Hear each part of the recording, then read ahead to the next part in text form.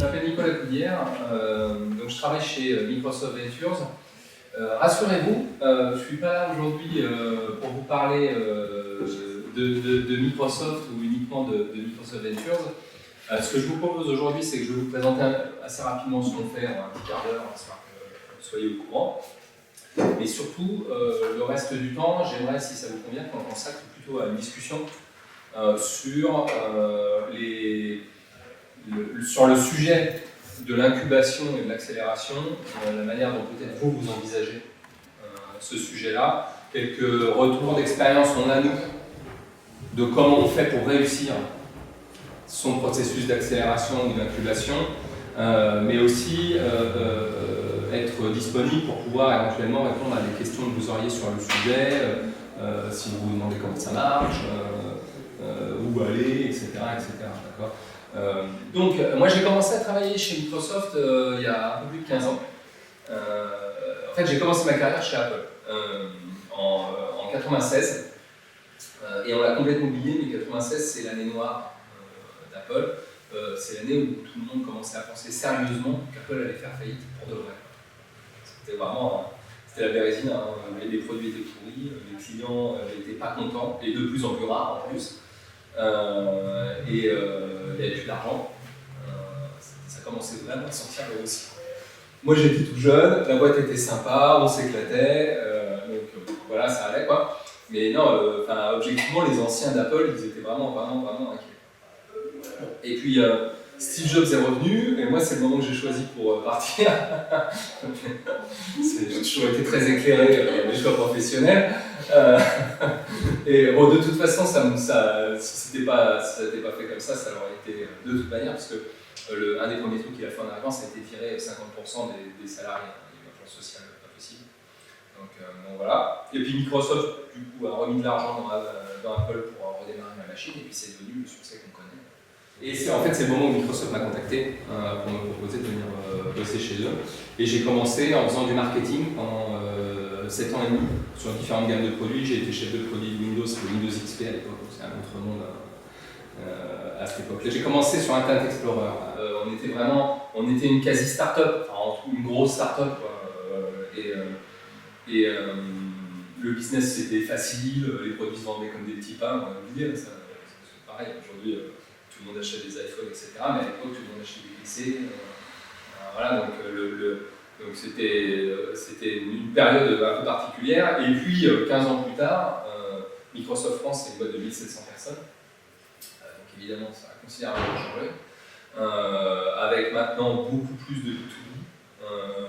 Et on est en train de reprendre pied sur cette partie B2C.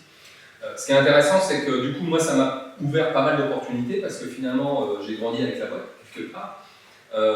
J'ai commencé, donc moi, j'avais plutôt un profil qui était B2C. Je me suis occupé du lancement de Windows XP en France, donc ça c'était 2001, c'est pareil, c'était notre époque.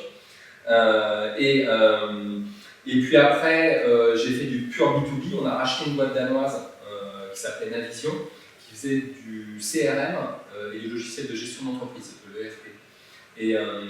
Et donc c'est là où j'ai été pour la première fois en contact avec des problématiques de FUSAC, puisque cette boîte-là qu'on avait rachetée, il fallait l'intégrer non seulement en termes humains, mais aussi en termes de produits technologiques, en termes légaux, il y a eu plein de contraintes, puisqu'en France c'est toujours plus compliqué qu'ailleurs. On ne pilote pas une boîte de 1300 personnes comme une boîte de 300. Il faut des processus de gouvernance, il faut des systèmes de mesure, il faut des systèmes d'évaluation. Je ne parle même pas des gens, je parle juste du fonctionnement de la boîte. Voilà, et tout ça n'existait pas. Donc ça fait partie des trucs que j'ai mis en place pour la filiale française avec la DG.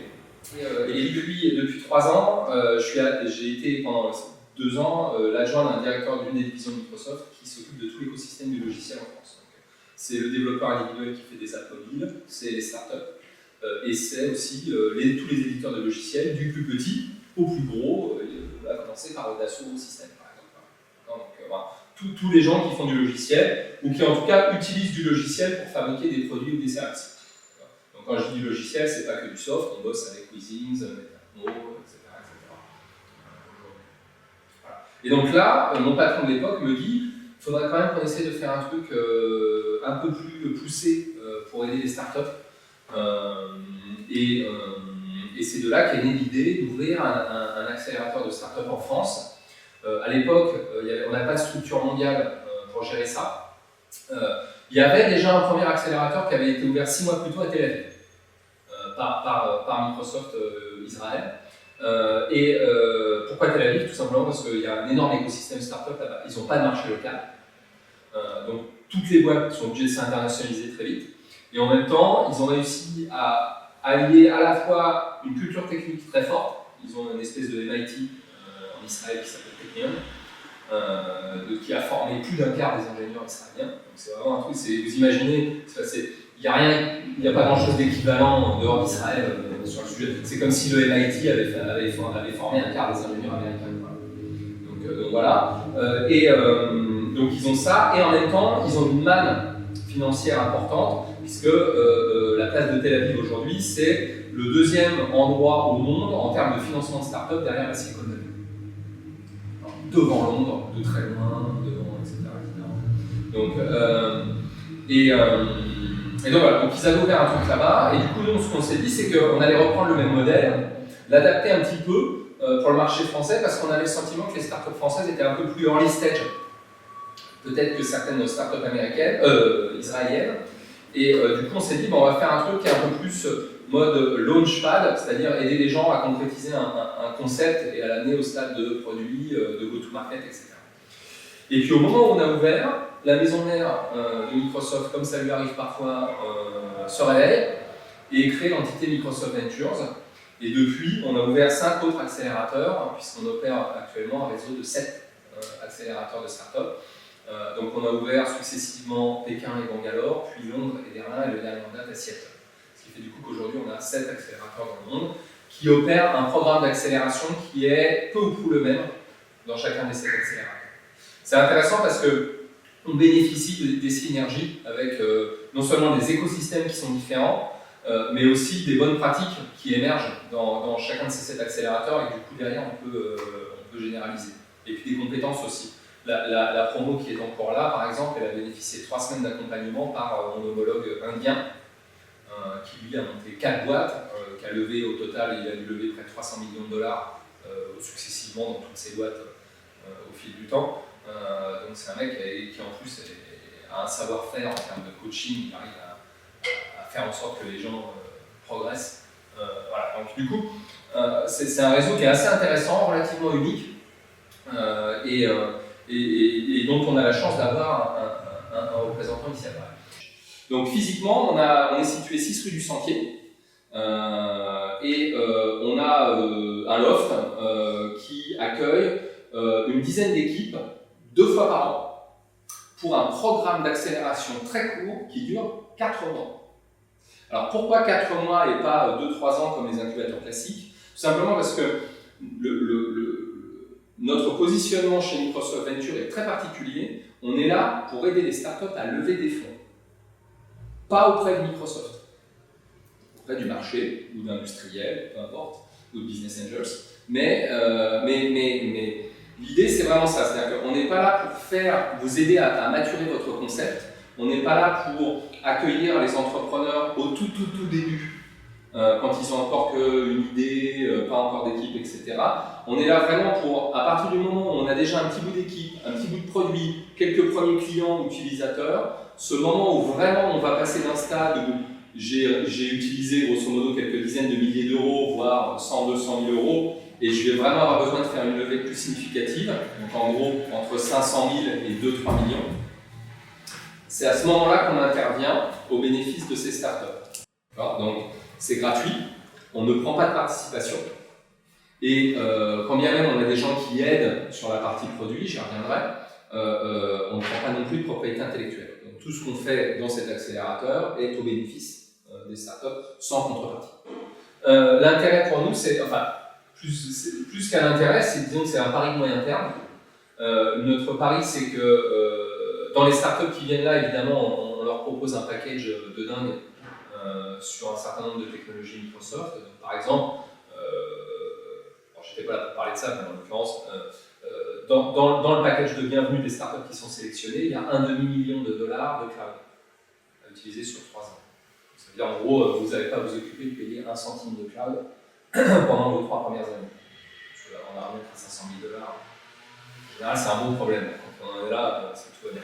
Donc, voyez, donc voilà. Donc, du coup, notre idée, c'est quoi? C'est de dire, on va tout vous filer gratos. Vous n'êtes pas obligé.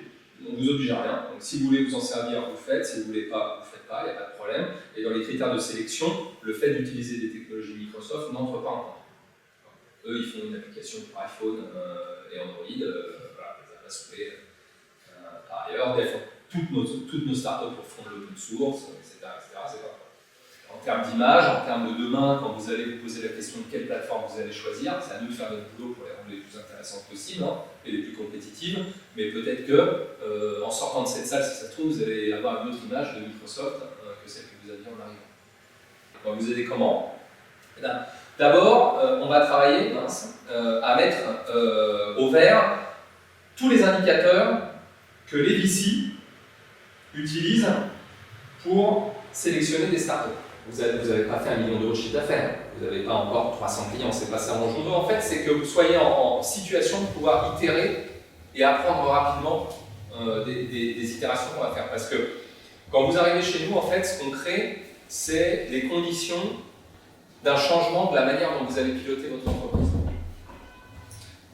Donc, en gros, pour intéresser Elaya et les autres ici, il faut que votre business model soit non seulement pertinent, mais surtout qu'il soit très lisible pour l'investisseur. C'est-à-dire qu'il faut qu'il soit simple, il faut qu'il soit impactant, et il faut en plus que vous ayez déjà commencé à modéliser la manière dont vous fonctionnez. C'est-à-dire que ce n'est pas simplement d'avoir une idée qui marche, c'est qu'il faut que vous soyez capable de démontrer que vous savez pourquoi ça marche.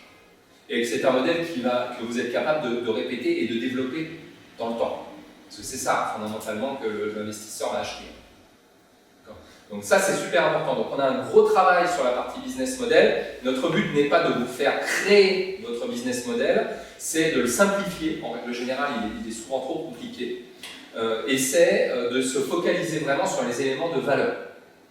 Qu'est-ce qui fait la proposition de valeur essentielle pour la cible client qui vous intéresse? Et quel est le vrai problème? Et alors ça, c'est une question qui est super simple. Le concept est ultra clair. Par contre, à identifier, c'est vraiment une autre paire de manches. Quel est le vrai problème que vous réglez? Igloo, ils sont passés chez nous dans la promo précédente. Ils sont arrivés sur une problématique, ils sont ressortis sur une autre. C'est pas complètement différent. On est dans le même univers, évidemment. Mais le problème qu'ils règlent n'est plus du tout le même. Quand vous dites mon bénéfice clé, je pensais que c'était de gagner du temps, en réalité c'est de la baisse de coût, je dis n'importe quoi. En général, ça suppose que le produit, il faut le réadapter. Pour vraiment que ce soit ça le truc qui se dégage de mon produit. Donc, du coup, on aide à faire ça aussi. Donc, c'est pour ça qu'on a notamment un CTO en résidence. En plus d'un CEO en résidence, on a un CTO en résidence qui accompagne sur le volet technique les startups qui participent. Du coup, voilà. Et ça change tout, parce que c'est en réglant un problème par un bénéfice, sans même parler de produit, que vraiment on débloque le fait qu'à chaque fois que vous parlez de votre produit à un mec qui est dans la cible, boum, ça percute. C'est pas tout de suite une vente, mais en tout cas, ça intéresse, on veut aller plus loin. C'est ça qu'on cherche à mettre en place. Donc ça, c'est le premier truc. Le deuxième truc, et c'est aussi important, c'est qu'on cherche à créer une dynamique de croissance pilotée. C'est-à-dire que ce qui est extrêmement important quand vous voulez lever une série A, c'est d'être capable de montrer que vous êtes quand même sur une pente ascendante. Alors, c'est pas forcément du chiffre d'affaires, ça peut être du user, ça peut être peu importe. Vous voyez, mais par contre, il faut montrer que vous avez une dynamique de croissance. C'est X nouveaux utilisateurs par semaine, X nouveaux clients par mois, j'en sais rien, peu importe. Mais vous voyez, ça c'est super important et il faut le modéliser. Et donc on travaille beaucoup sur cette partie-là, acquisition de clients, modélisation du business. La troisième, c'est évidemment la dimension technique, produit, puisque les startups qu'on sélectionne sont des startups qui ont une composante logicielle forte. Donc elles peuvent faire du matériel, elles peuvent faire des services en ligne. C'est pas forcément que des éditeurs de logiciels à l'ancienne, ça peut être des applications mobiles, ça peut être etc. Mais par exemple, nous on ne fait pas de médecine, on ne fait pas de biotech, on ne fait pas des startups qui sont purs services, c'est-à-dire dont le business model est basé sur de la facturation de temps homme. Ça ne rentre pas dans notre scope. Par contre, si vous faites du web, si vous faites de l'appli, etc., ça rentre dans notre périmètre, sans problème.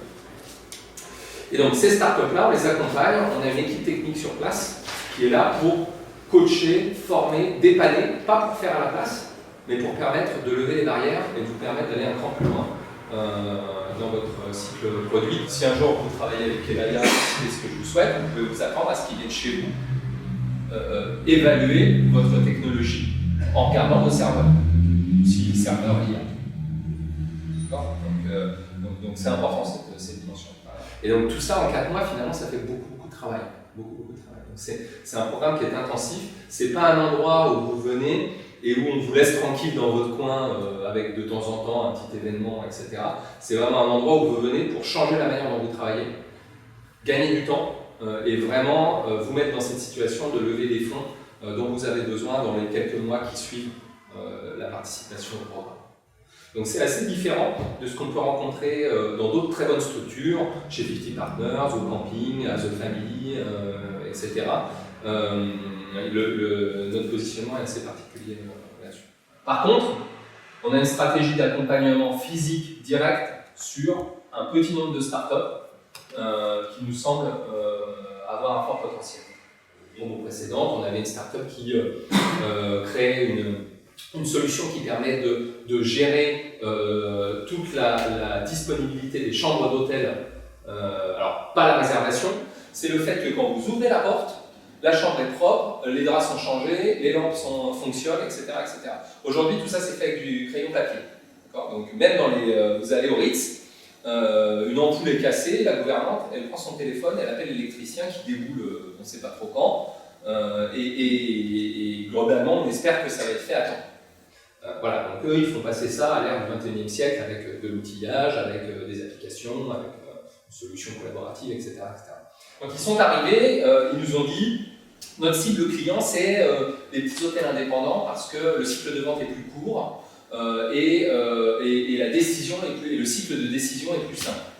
Et en fait, on a mouliné tout ça et au final, on est arrivé d'accord sur le fait que fondamentalement, les gens à qui il aimerait vendre, et là où il va gagner plus d'argent et développer son business à l'échelle internationale, là où il y a le marché, en gros, c'est en fait sur les grandes chaînes hôtelières qui ont des budgets IT importants, qui ont les moyens de former du personnel, etc., etc. Et donc du coup, le premier truc qu'on a fait, c'est qu'on lui a dit on va te présenter Accor.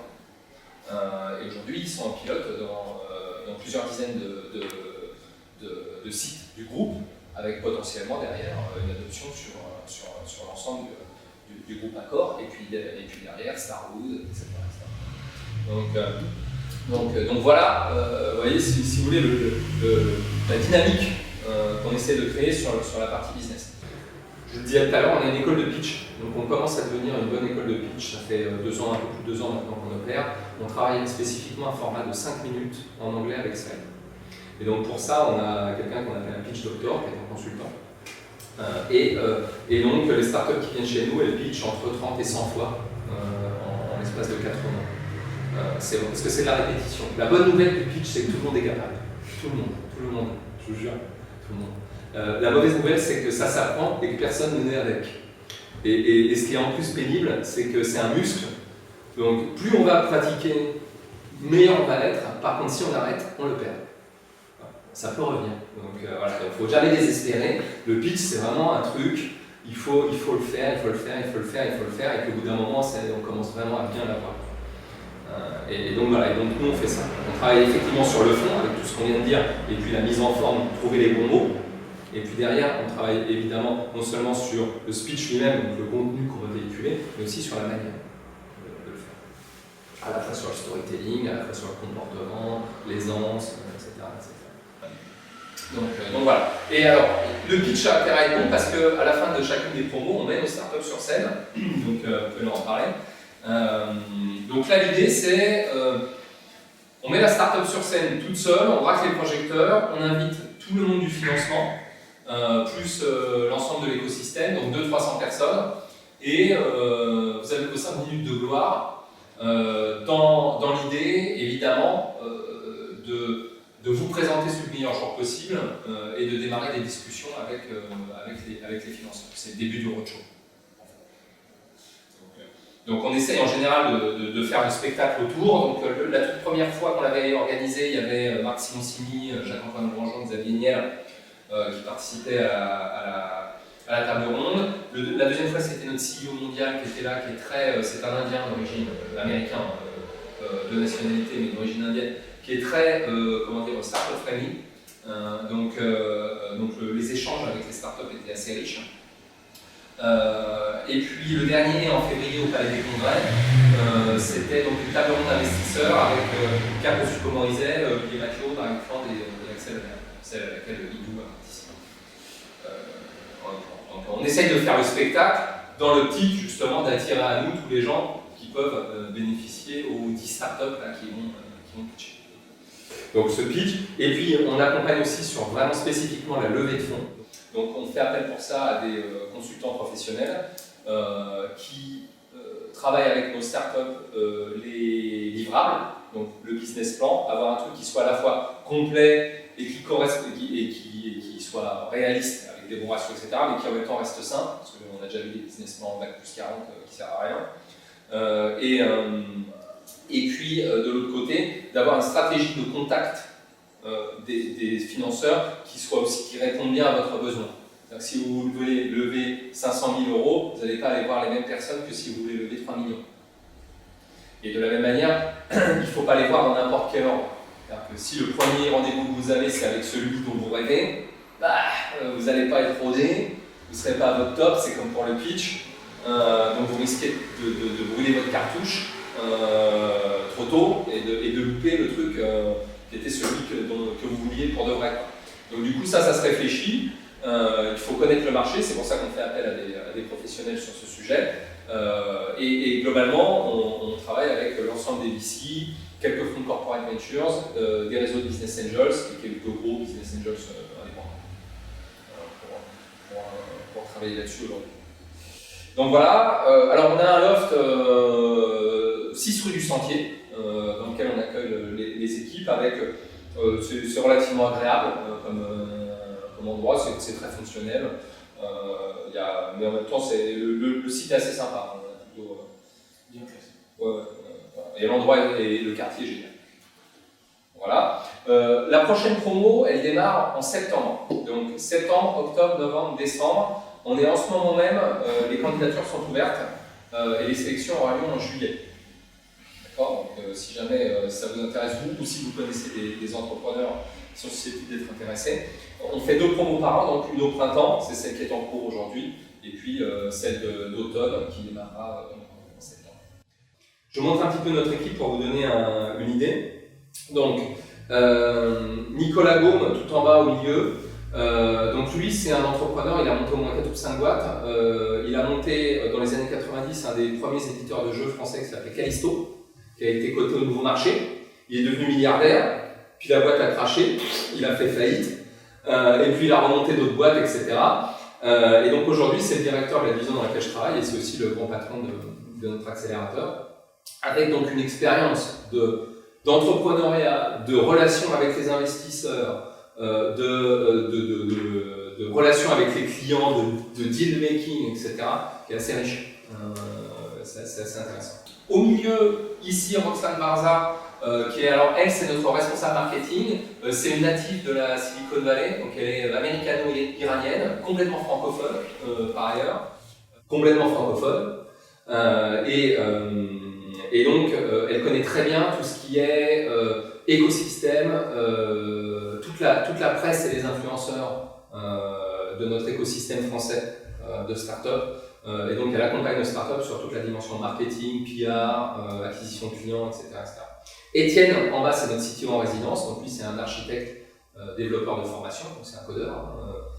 Voilà. Vanessa Kerville, c'est notre office manager. Elle gère la vie tous les jours dans l'accélérateur. Pascal Fitz, c'est notre CEO en résidence, donc lui, il est ancien VC, il aide les startups sur toute la partie stratégie, etc. Et Isabelle, elle a un rôle très particulier, puisque son métier, c'est d'être ingénieur d'affaires chez Microsoft, ingénieur d'affaires grand compte, et en fait, c'est elle qui spécifiquement se charge de coacher nos startups sur toute la dimension mise en place d'un cycle de vente structuré, B2B, et éventuellement ouverture des portes dans l'organisation de Microsoft France, vers les grands clients.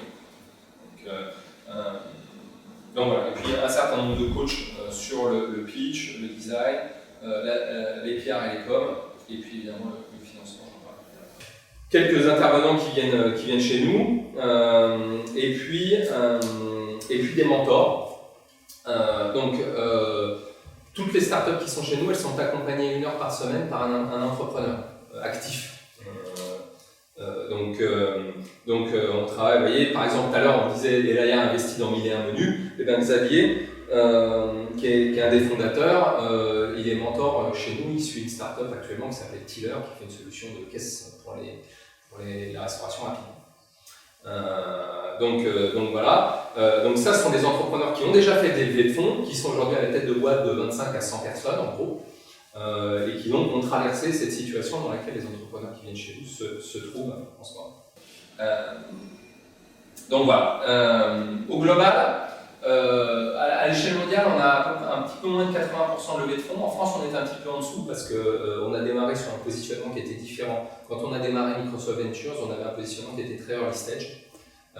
Mais avec la mise en place du réseau, Microsoft Ventures, en fait, tous les accélérateurs du réseau, les 7, se standardisent sur le même processus, les mêmes critères, etc. Et donc nous, on est en train de recoller. Aujourd'hui, on a, sur la promo précédente, on a une startup sur 2 qui a fait sa levée de fonds, ce qui est déjà à peu près 5 fois l'état naturel du marché, pour vous donner une idée.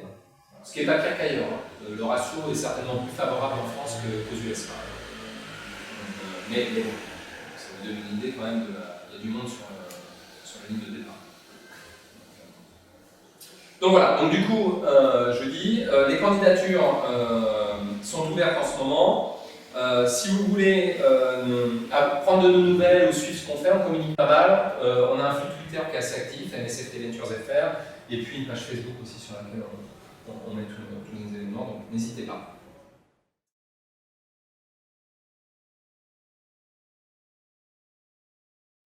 Alors du coup, à part Josquin que je connais déjà, est-ce que vous, de votre côté, vous êtes déjà dans un incubateur, accélérateur, ou est-ce que c'est quelque chose que vous envisagez à l'avenir? J'ouvre la question, je vous en prie.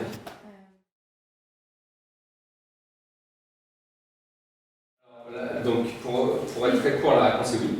D'accord. On en a déjà fait. Par contre, ce qui est intéressant, c'est que déjà, je pense qu'il faut mettre en perspective cette notion d'incubation.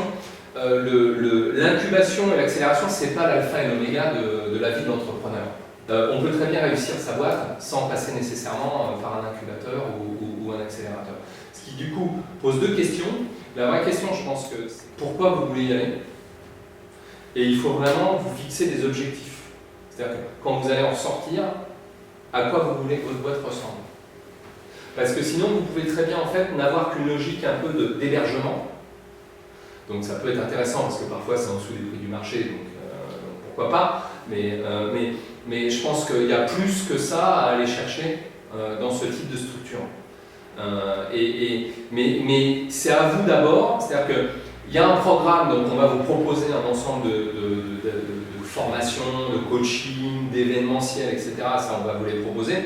Mais je pense que ce qui est super important et ce qu'on croise finalement assez rarement, c'est d'avoir en face de nous des entrepreneurs qui savent vraiment pourquoi ils vont venir. Et un petit peu comme le travail qu'il faudrait peut-être faire avec des VC, de connaître le VC, de s'intéresser à chez qui il a investi, comment ça s'est passé, etc. Et ben, je serais d'avis de dire qu'il faudrait, moi mon conseil ce serait de faire quasiment la même chose vis-à-vis des incubateurs ou des accélérateurs chez qui vous envisagez d'aller. Parce que tous ne se comportent pas de la même manière. Il y en a qui sont très bisounours, ce n'est pas notre cas, c'est-à-dire qu'on est très exigeant. En même temps, on est dans une démarche de partenariat avec les startups, donc c'est pas du tout, on n'est pas les chefs, on n'est pas là pour fliquer ou pour juger. Mais par contre, on est exigeant, on recherche de la performance, on recherche du résultat. Mais pour ça, il faut que vous-même, vous soyez super clair dans les résultats que vous cherchez à atteindre. Parce que nous, on n'est pas là pour vous dire ce qu'il faut que vous fassiez pour votre boîte. On est là pour comprendre ce que vous voulez faire et derrière, vous aider à y arriver. C'est quand même un choix qui est structurant. Mine de rien, c'est un choix qui est structurant. Si vous allez chez nous, vous allez dans une démarche où toutes les semaines, on va vous demander des comptes. pas pour vous embêter, mais parce qu'encore une fois, on crée un changement dans la manière de piloter l'entreprise et qu'on essaie de vous transférer une manière de faire qui marche, qui n'est pas la seule, c'est pas l'unique, mais il faut qu'elle vous convienne parce que s'il y a des contraintes. Mais voyez, donc vraiment, dans l'offre disponible d'incubateurs et d'accélérateurs, il y a vraiment une diversité importante aujourd'hui et il faut vraiment être au clair sur ce qui vous convient. Le côté métier de l'incubateur n'est pas nécessairement plus important que le contenu, la culture et l'environnement de l'incubateur lui-même. Faut vraiment posez-vous bien la question, je dirais, qu'est-ce que je recherche, c'est quoi mon objectif là, dans une période d'accélération, c'est 4-6 mois, quelles étapes je veux avoir franchies à cet horizon-là, et en fonction de ça, il y a peut-être une ou deux maisons qui sont plus intéressantes que d'autres. Voilà. Dans l'incubateur classique, entre guillemets, il y a souvent une notion d'immobilier, fondamentalement. C'est-à-dire qu'à la base, c'est un hôtel d'entreprise qui a ajouté pas simplement des services bureautiques, mais aussi un peu de coaching, une notion de networking, un peu d'événementiel, etc., etc. Donc ça, c'est une bonne formule. C'est une bonne formule pour démarrer. Par contre, c'est pas là, en général, qu'on vous transmet une méthodologie business. Oui ?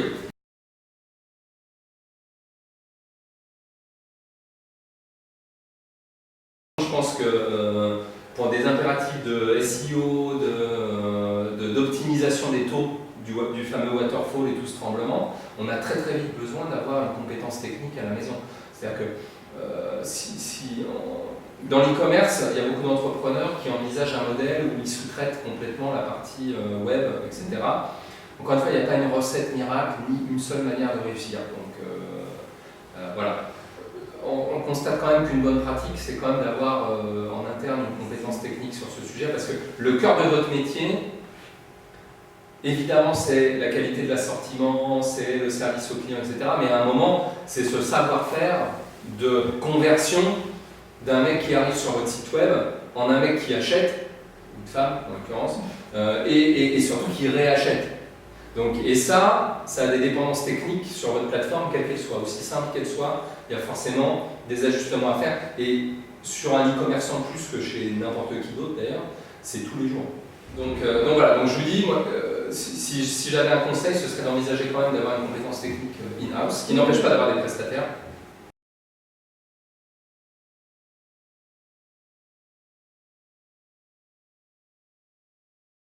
Bon, alors moi je ne prétends pas avoir la réponse absolue à cette question difficile.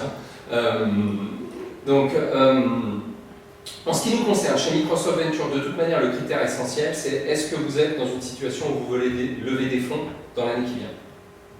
Donc si la réponse est non, de toute façon, c'est pas chez nous qu'il faut venir, puisque nous, on travaille vraiment spécifiquement cet enjeu-là. Donc ça, c'est la première chose. La deuxième chose, si vous êtes encore dans une étape où certains points importants de votre business model et votre proposition de valeur en particulier ne sont pas parfaitement clairs, si vous avez encore l'impression de faire 10 choses là où vous pourriez en faire qu'une, ça vaut peut-être le coup de passer sur une mécanique d'accélération, parce que justement, la raison d'être de ce type de mécanisme, en général, c'est de prendre une équipe d'entrepreneurs qui a démarré un peu en vrac, avec dans le bon sens du terme, c'est-à-dire d'apprendre à se débrouiller, de survivre quoi qu'il arrive, d'avancer, de progresser, etc. Et d'arriver à le transformer en quelque chose qui est un petit peu plus lean, un petit peu plus simple, un petit peu plus clair, et du coup, qui est en bonne position pour passer l'étape d'après. Il ne faut pas voir ça comme une pause pendant laquelle, entre guillemets, je restructure ou je réorganise mon business. Il faut vraiment quand même que ça vous aide à passer au next step. Le next step en termes de nombre d'utilisateurs, en l'occurrence chez vous de clients, ça va être surtout le next step en termes de modélisation de votre business, donc le fameux waterfall là. Si vous êtes super clair sur ces objectifs-là, et si, en discutant avec Josquin, par exemple, qui sort du camping, vous voyez que c'est le genre de truc que vous pouvez faire grandir pendant la période de 6 mois, à ce moment-là, je serais tenté de dire vous. Voilà. Si c'est juste, par contre, que là, vous sortez d'un truc et que donc vous cherchez des locaux et qu'en même temps, ça ne vous dérangerait pas de vous poser 2-3 questions sur votre business model, mais que globalement, vous ne savez pas tellement ce à quoi ça va vous amener dans 6 mois, à ce moment-là, je mettrais plus un point d'interrogation. Parce que donc, typiquement, nous, on a tendance à demander aux startups de se défocuser de l'exécution. Au moins pendant quasiment la moitié du temps du programme. Parce que, encore une fois, on est là pour produire un changement dans la manière dont les entrepreneurs gèrent leur société. Ils ont créé la boîte, ils ont déjà des premiers clients, etc. Mais là, ils veulent changer d'échelle. Donc du coup, c'est pas en faisant plus du même truc qu'on obtient des résultats différents. C'est en faisant les choses différemment. Donc du coup, c'est ça qu'on essaie, c'est cet apprentissage-là qu'on essaie de véhiculer. Et je pense que c'est un gros risque avec les e-commerçants. C'est un des gros dangers de ce métier-là, du coup, en arriver à consacrer 80% de son énergie, de son intelligence, de son temps, de ses efforts à gérer ces problématiques de supply chain. Il faut que le service soit excellent, c'est pas ça que je veux dire. Hein. Je suis pas en train de dire qu'on peut faire mal. Non, au contraire. En e-commerce, il faut que ce soit nickel. Mais par contre, est-ce que c'est là que la valeur est? Ça dépend complètement de votre business.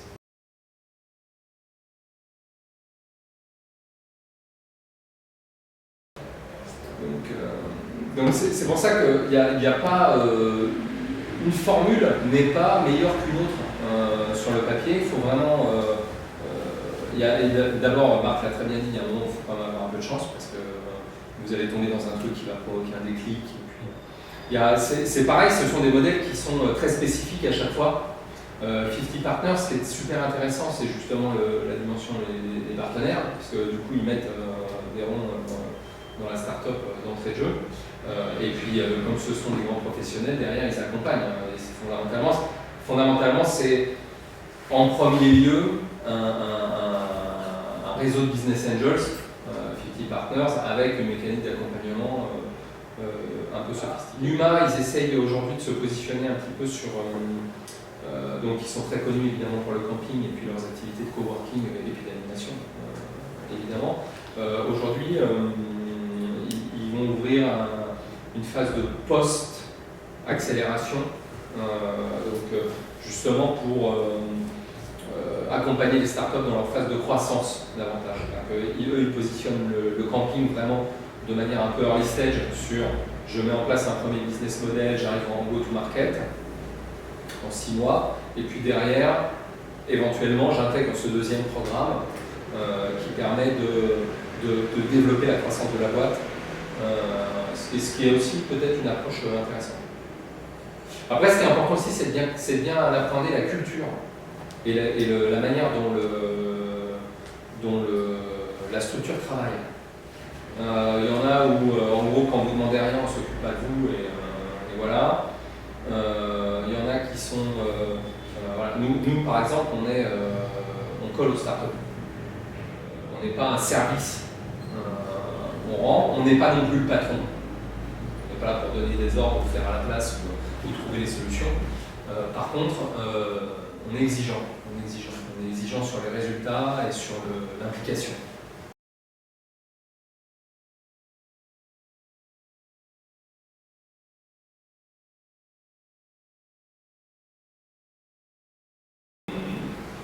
Donc, oui, je partage assez votre diagnostic sur le fait qu'aujourd'hui, on manque de visibilité sur les structures d'accueil et d'accompagnement.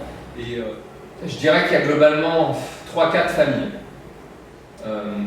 Il y a les incubateurs, entre guillemets, thématiques, qui sont en fait un peu à l'image de Télécom ou d'Agoranov, etc., qui sont en fait des structures qui sont nées d'abord par la volonté d'héberger des startups, donc il y a une dimension de l'accueil qui est la raison d'être première de la structure, et sur laquelle on a au fil du temps ajouté d'abord des palettes de services, et puis ensuite de l'animation et un peu de contenu, plus business et tech, dans la durée de vie. Mais globalement, c'est le modèle classique, et ça c'est l'incubateur classique, c'est 1, 2 ou 3 ans, donc une période de temps quand même assez longue, avec de l'immobilier. Donc j'installe mes bureaux physiquement avec toute mon équipe là pendant le temps où je suis là, souvent en dessous du prix du marché, Et derrière, je vais pouvoir bénéficier de plusieurs choses, des services bureautiques d'une part, ensuite un réseau présent, et puis l'écosystème des startups qui est là. Donc après, chaque incubateur a une teinte un petit peu différente. Il y en a qui sont plus ou moins scientifiques, il y en a qui sont plus ou moins tech, il y en a qui sont sur un secteur d'activité mode, design, etc., etc. Voilà. Donc ça, c'est un peu les incubateurs. C'est la première chose. Ensuite, il y a ce qu'on appelle les accélérateurs. Et là, on est sur une période de temps courte. La logique n'est plus une logique d'hébergement de la start-up, c'est une logique de contenu. C'est-à-dire que vous venez là pour changer la manière dont vous travaillez. Dans l'idée de l'accélérateur, il y a le fait que vous êtes à une étape de la vie de votre entreprise où vous avez besoin de changer d'échelle. Vous avez démarré la boîte souvent un peu en vrac, du jour pour le lendemain, etc. etc. Et là, vous êtes à une étape où vous savez qu'il faut que vous grandissiez. Donc il y a un moment où si on veut changer, il faut qu'on change soi-même, si on veut changer le résultat. Donc du coup, c'est ça qu'on vient faire dans un accélérateur. Alors après, chacun a une manière de le faire, un peu comme les incubateurs ont certaines teintes métiers ou thématiques. Chez les accélérateurs, il y a des focus dans différents endroits. Le nôtre, c'est spécifiquement la levée de fonds. Le camping, par exemple, c'est plus un accélérateur un peu plus généraliste, entre guillemets, et positionné un petit peu avant dans le cycle de vie de la start-up. Donc là, c'est plus, j'ai des cofondateurs, on a un concept, on va vouloir arriver au moment où on le met sur le marché, et où du coup, on commence à avoir un business model, etc., etc. Et il y a un troisième type, qui est un type hybride, entre guillemets, c'est-à-dire qui fait un peu tout, ou qui veut s'affranchir de toutes ces frontières ou dénominations. On est plutôt sur des modèles où ce qui va compter, ça va être d'être capable d'accompagner des entreprises sur du long terme. Donc, je ne sais pas quelle image vous avez de The Family, par exemple. The Family, c'est pas un accélérateur à distance, ou c'est pas un modèle d'aide à la levée de fonds. Voilà, c'est vraiment une structure qui a vocation à aider des entrepreneurs sur du long terme à grande échelle. Donc, nous, on est capable d'aider 10 équipes 2 fois par an.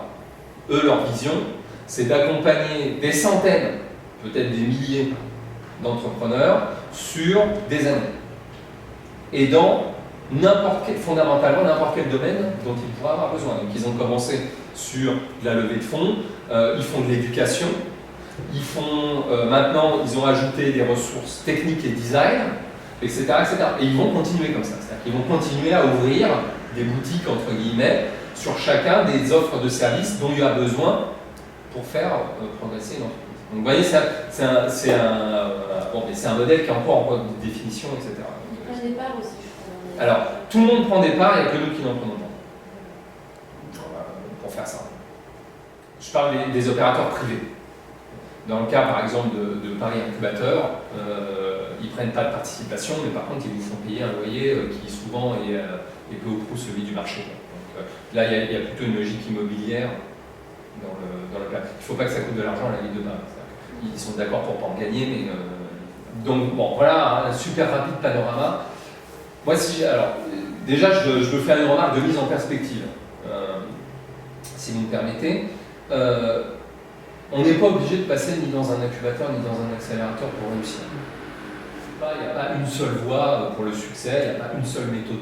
Notre manière de faire à nous n'est pas la seule qui permette de lever des fonds.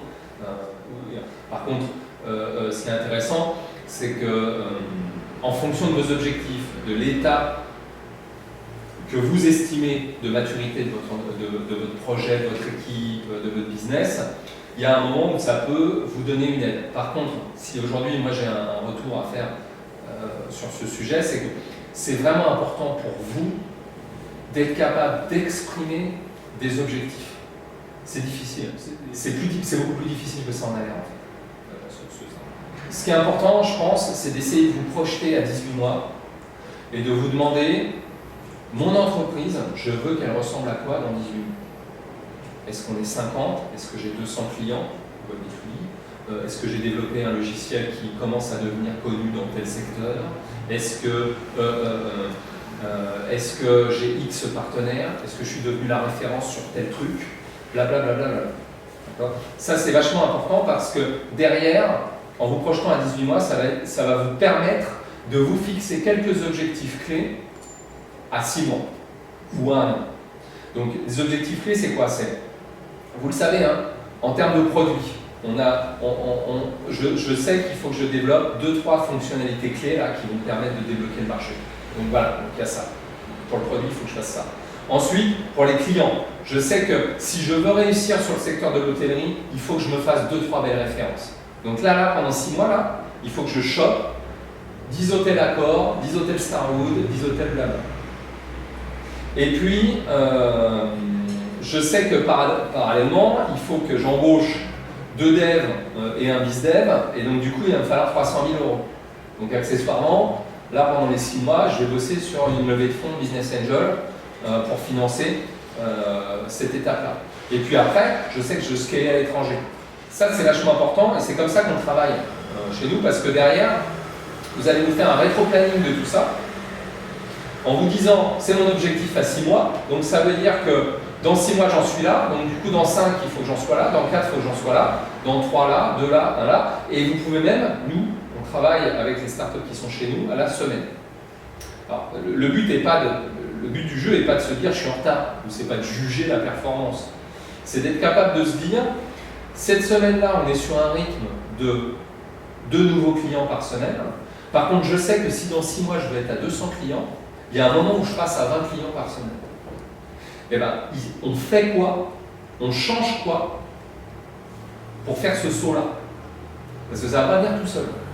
Et donc, c'est quoi? C'est le produit? Est-ce qu'on rajoute des fonctionnalités, on modifie l'onboarding pour maximiser mon taux de conversion sur mon site web, etc.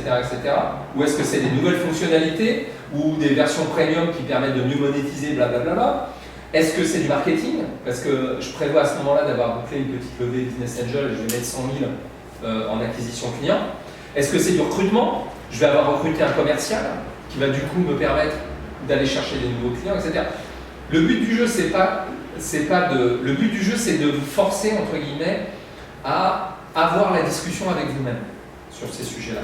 Parce que quand vous projetez une vision, que derrière vous la déclinez un objectif, le but du jeu, c'est pas de vous dire « Ah putain, je suis en retard d'une semaine, c'est mal ». Le but du jeu, c'est de vous dire « À ce moment-là, il y a un truc fondamental qui change et si je fais pas ce qu'il faut pour que ça change, je sais que je vais me mettre en galère pour le reste ».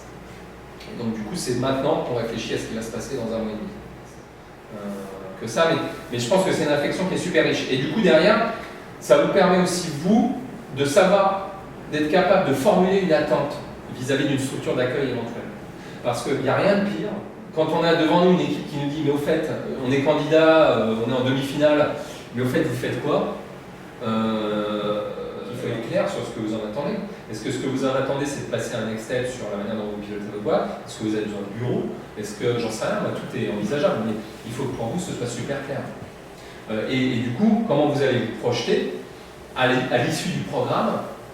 Qu'est-ce que vous voulez avoir accompli avec l'aide des gens qui sont là? Et du coup, renseignez-vous sur qu'est-ce qu'il y a dans le programme, etc. Je pense que ça, c'est vraiment une réflexion à avoir. C'est une chance.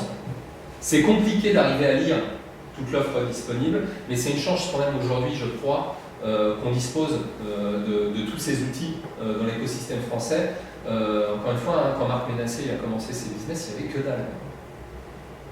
Donc, ils étaient un réseau d'entrepreneurs, là, ils y allaient avec la trousse à outils et le couteau suisse, et il n'y avait rien du tout. Donc aujourd'hui, justement, ça manque, je suis le premier à dire que ça manque certainement un peu de structuration et de clarté, mais je pense que c'est quand même une chance de pouvoir bénéficier des structures de ce type, d'avoir de plus en plus d'investisseurs avec des moyens.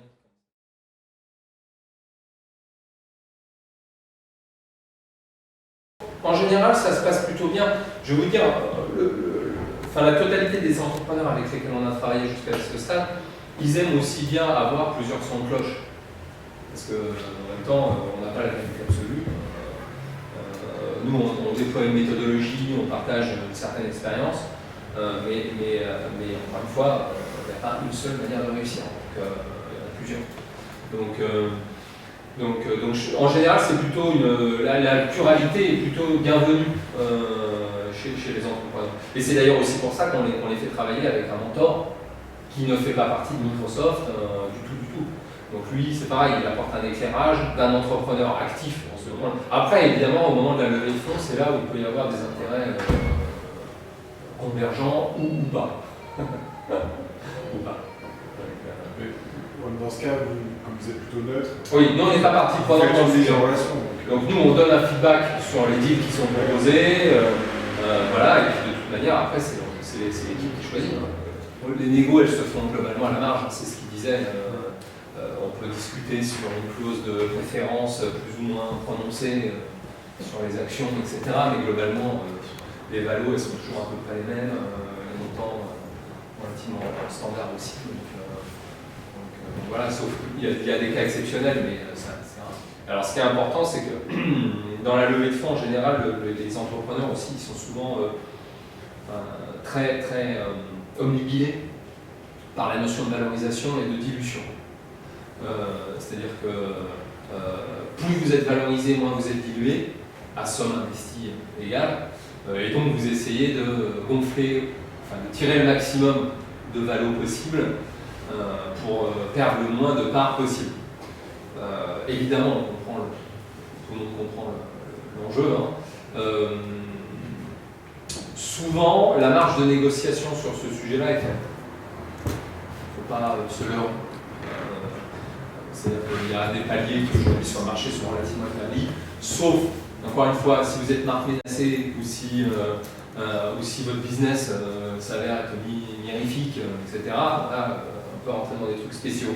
Mais si vous êtes sur un schéma assez classique, voilà, en général c'est 250-300 000 pour 20 à 30%. Et, vous voyez, donc voilà, vous aurez du mal à 10% pour 300 000 euros, c'est rare, super rare. Il faut des conditions très particulières pour avoir ça. Et en plus de ça, ce qu'il faut avoir en tête, c'est que ce n'est pas forcément un avantage. Pourquoi? Pour deux raisons. La première chose, et elle peut être redoutable, c'est que plus vous allez tirer la valeur, plus l'investisseur va demander de garantie. C'est-à-dire qu'il va finir par vous demander des actions hyper préférentielles. Donc c'est-à-dire que si jamais il vous arrive un emmerde ou quoi que ce soit, il peut demander à être remboursé avant tout le monde. Alors il n'a pas le droit d'être remboursé avant le fisc, mais après le fisc, avant tout le monde. Avant vous, hein. Donc ça veut dire que lui, il sera capable de récupérer ses billes, vous serez rincé. Ça c'est la première chose. Là, il y a souvent des marges de négo sur le degré de préférence et le type d'action qui est consenti au financeur. Donc, ça, c'est le premier truc. Le deuxième truc, en plus de ça, c'est qu'en surévaluant votre première valorisation, vous allez vous mettre dans une situation de stress parce que, évidemment, quand on veut faire un tour ultérieur, on veut que la valorisation augmente. Donc, si vous avez valorisé votre entreprise pour laquelle on vous proposait 1 million de valo, 3, 4 ou 5, et que pour le deuxième tour, vous n'avez pas finalement beaucoup grandi, c'est pas allé aussi vite que prévu, ou vous avez dépensé plus vite que prévu, et puis du coup vous refaites un tour sur la même valo, et bien là vous entrez dans une discussion qui devient très difficile, parce que vous êtes sur une pente de dog, et donc là, ça va vous coûter beaucoup plus de parts pour remettre au pot. Donc il y a ces deux trucs-là qu'il ne faut pas perdre de vue. Quand vous discutez de valo, c'est pour ça, évidemment c'est un critère important, mais ne perdez pas de vue, encore une fois, la vue d'ensemble, qui est qu'il ne faut pas se foutre à poil sur les conditions de préférence, et il ne faut pas se mettre dans une situation où la levée suivante va être plus compliquée que ça, parce que sinon, là vous entrez dans des très mauvaises discussions. Et encore une fois, vous aurez forcé le mec à tirer la corde, donc il vous aura mis des actions de préférentiel et des conditions de sortie terribles, et donc vous allez faire un tour down, il va vous appliquer ce qu'on appelle des clauses de ratchet, qui soit vous rediluent monstrueusement, soit lui permettent à lui de sortir à vos dépens, et là c'est le début des emmerdes. Très bien, merci à tous. J'espère que c'était intéressant.